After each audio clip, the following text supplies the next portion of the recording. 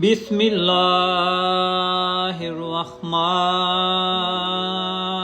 الرحیم۔ شروع اللہ کے نام سے جو نہایت مہربان ہمیشہ رحم فرمانے والا ہے۔ اور اللہ نے آدم علیہ السلام کو تمام اشیاء کے نام سکھا دیے، پھر انہیں فرشتوں کے سامنے پیش کیا اور فرمایا مجھے ان اشیاء کے نام بتاؤ اگر تم اپنے خیال میں سچے ہو۔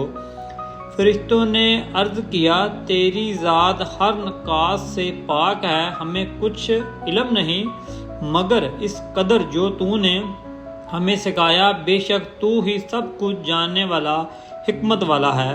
اللہ نے فرمایا اے آدم ہم تمہیں ان اشیاء کے ناموں سے آگاہ کروں۔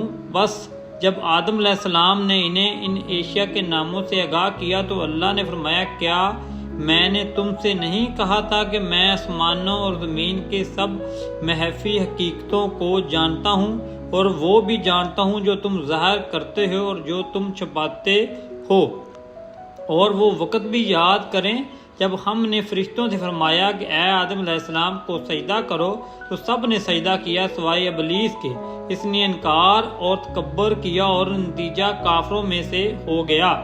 اور ہم نے حکم دیا اے آدم تم اور تمہاری بیوی اس جنت میں رہائش رکھو، اور تم دونوں اس میں سے جو چاہو جہاں سے چاہو کھاؤ، مگر اس درخت کے قریب نہ جانا ورنہ حد سے بڑھنے والوں میں شامل ہو جاؤ گے۔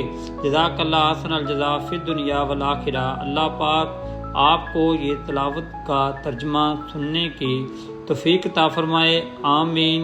احسن الجزاء فی الدنیا والآخرہ۔ السلام علیکم ورحمۃ اللہ وبرکاتہ۔